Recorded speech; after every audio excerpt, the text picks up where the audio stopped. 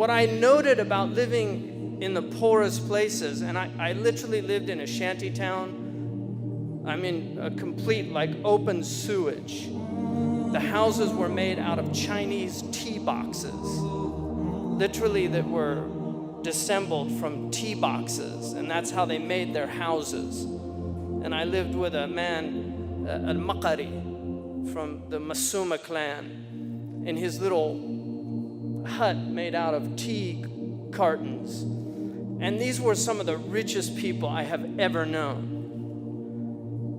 They were rich in community. They were rich in culture.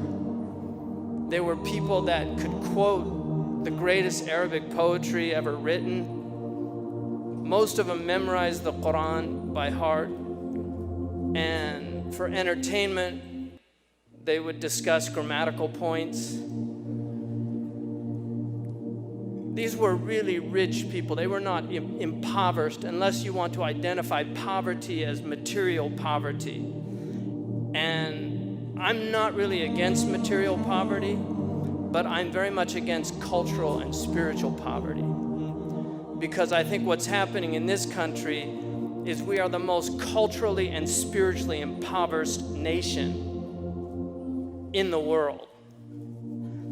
The fact that the #1 best-selling novel right now is a pornographic novel of no literary merit, according to the critics that have read it.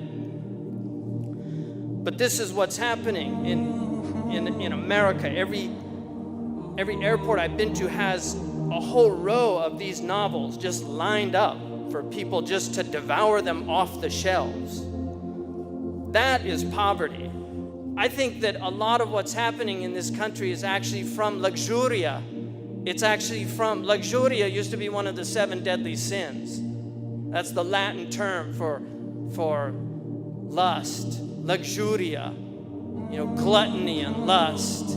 That we're a surfeited culture. We're too full. There's too much. When people talk about the 99 and the 1%, we're 5% of the world's population, and we're devouring most of the world's natural resources. The average American is in the 5%. The other part of the world is the other 95%. So when we're talking about the 1% and the 99%, some of the people in that 1% are drug dealers in inner cities. Really. So the whole dichotomization, this desire to kind of split the world into good people and evil people, to me is a false dialectic that I think as Muslims we should reject. We should reject it. There are wretched, demonic people amongst the poor, and there are decent, angelic people amongst the wealthy. And the Prophet ﷺ had poor people with him, and he had wealthy people, and without the wealthy people he could not have done what he did for the poor people. But he transformed the motives of the wealthy. He transformed their motives. He didn't create a class warfare. He didn't make the poor people hate the wealthy people or the wealthy people feel contempt for the poor people. No.